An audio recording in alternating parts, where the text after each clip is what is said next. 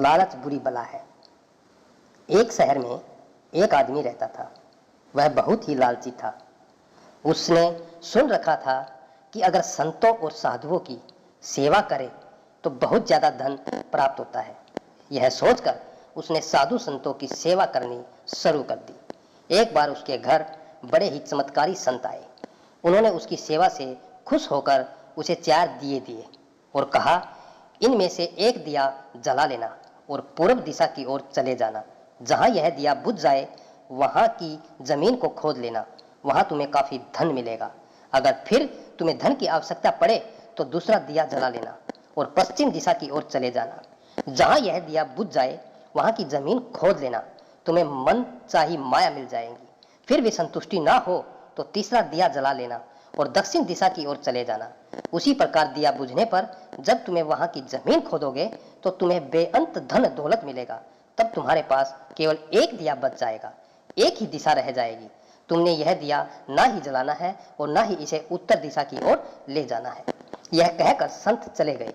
लालची आदमी उसी वक्त पहला दिया जलाकर पूर्व दिशा की ओर चल गया। दूर जंगल में जाकर दिया बुझ गया। उस आदमी ने उस जगह को खोदा तो उसे पैसों से भरी एक गागर मिली। वह बहुत खुश हुआ। उसने सोचा कि इस गागर को फिलहाल यही रहने देता हूँ, फिर कभी ले जाऊंगा। पहले मुझे जल्दी ही पश्चिम दिशा वाला धन देख लेना चाहिए। यह सोचकर उसने दूसरे दिन दूसरा दिया जलाया और पश्चिम दिशा की ओर चल पड़ा। दूर एक उजाड़ स्थान में जाकर दिया बुझ गया। वहां उस आदमी ने जब जमीन खोदी तो उसे सोने के मोहरों से भरा एक घड़ा मिला। उसने घड़े को भी यही सोचकर वही रहने दिया कि पहले दक्षिण दिशा में जाकर देख लेना चाहिए। जल्दी से जल्दी ज्यादा से ज्यादा धन प्राप्त करने के लिए वह बेचैन हो गया। अगले दिन वह दक्षिण दिशा की ओर चल पड़ा। दिया एक मैदान में जाकर बुझ गया। उसने वहां की जमीन खोदी तो उसे हीरे और मोतियों से भरी 2 पेटियां मिली। वह आदमी अब बहुत खुश था। तब वह सोचने लगा, अगर इन तीनों दिशाओं में इतना धन पड़ा है तो चौथी दिशा में इनसे भी ज्यादा धन होगा। फिर उसने मन में ख्याल आया कि संत ने उसे चौथी दिशा की ओर जाने के लिए मना किया था। दूसरे ही पल उसके मन ने कहा, हो सकता है उस दिशा की दौलत संत अपने लिए रखना चाहते हो। मुझे जल्दी से जल्दी उस पर भी कब्जा कर लेना चाहिए। ज्यादा से ज्यादा धन प्राप्त करने की लालसा ने उसे संतों के वचनों को दोबारा सोचने ही नहीं दिया। अगले दिन उसने चौथा दिया जलाया और जल्दी जल्दी उत्तर दिशा की ओर चल पड़ा। दूर आगे एक महल के पास जाकर दिया बुझ गया। महल का दरवाजा बंद था। उसने दरवाजे को धकेला तो दरवाजा खुल गया। वह बहुत खुश हुआ। उसने मन ही मन में सोचा कि यह महल उसके लिए ही है। वह अब तीनों दिशाओं की दौलत को भी यहीं ले आकर रखेगा और ऐश करेगा। वह आदमी महल के एक एक कमरे में गया। कोई कमरा हीरे मोतियों से भरा हुआ था, किसी कमरे में सोने के कीमती से कीमती आभूषण भरे पड़े थे और इसी प्रकार अन्य कमरे में भी बेअंत धन से भरे हुए थे।